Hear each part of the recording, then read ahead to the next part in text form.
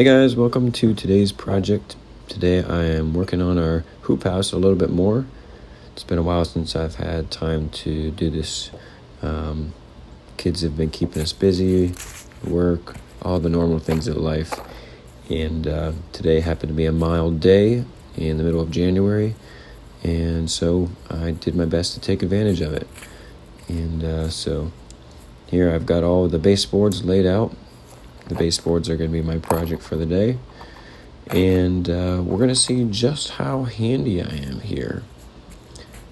Actually, we're going to see a number of shortcomings here. You'll see as I make my way around the baseboard, I develop a technique, and it's going to differ from how I put these first two screws in here, because this is where I was figuring it out. You're welcome to laugh and count how many times the screw falls out of the socket. It was not magnetic, and on some of these it just did not want to penetrate the wood. It just wanted to, work against me. But feel free to laugh at me. I'm just doing the best I know how here.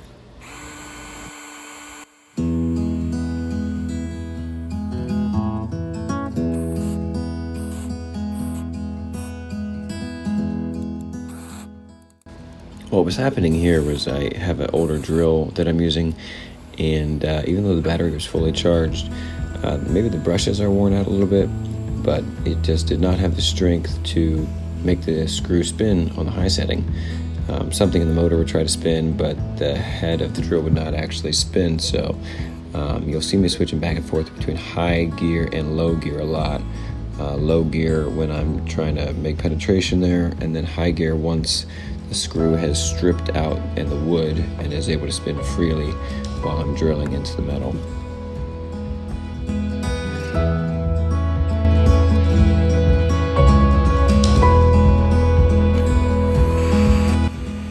I wanted to record a lot of the details of this project just in case there's anybody out there in the beginning stages of building a hoop house or greenhouse like I am.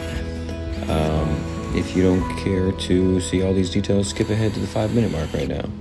But hopefully this is helpful for somebody.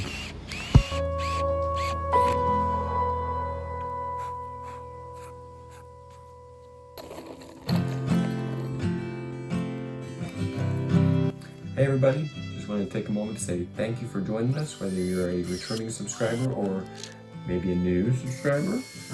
Thanks for your time and for tuning in here. We appreciate it.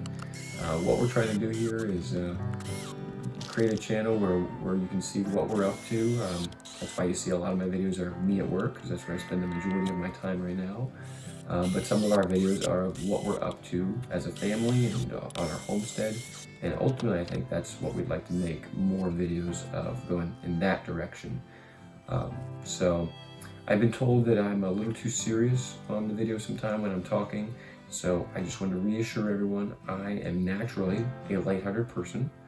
And I think when I get in front of a camera, or maybe it's because I know people are maybe watching this, and I don't want you to feel like I'm not taking this seriously, or I don't want to feel like I'm wasting your time. So I think I get a little bit more solemn in front of the camera, just so no one thinks I'm wasting their time. I'm very excited about all these projects. I wouldn't be recording and I wouldn't be showing you unless it's something I was passionate about. So I just wanted to let you know that. But thanks for tuning in. Please stick around through the video and give this a thumbs up while you're here, if you don't mind. I put a lot of work into these videos, and your thumbs up would be most welcome. Thank you guys.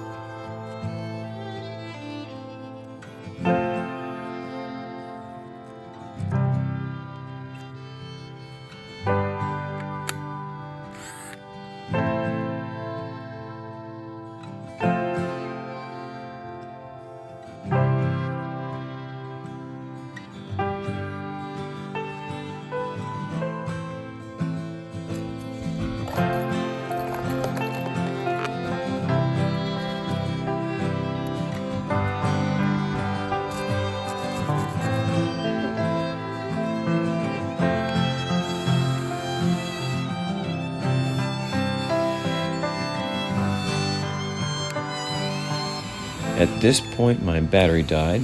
I thought I could get through the whole project with just one battery. I had a nickel metal hydride battery that was rated for 3,300 milliamp hours, and thought that would get me through. I went with the nickel metal hydride for the sake of the runtime for this project. Like I said, thought it would last me the whole project. It was sort of an experiment, but ended up having to switch over to my other battery, which was a lithium, and had no problems with that. Got me through the rest of the project.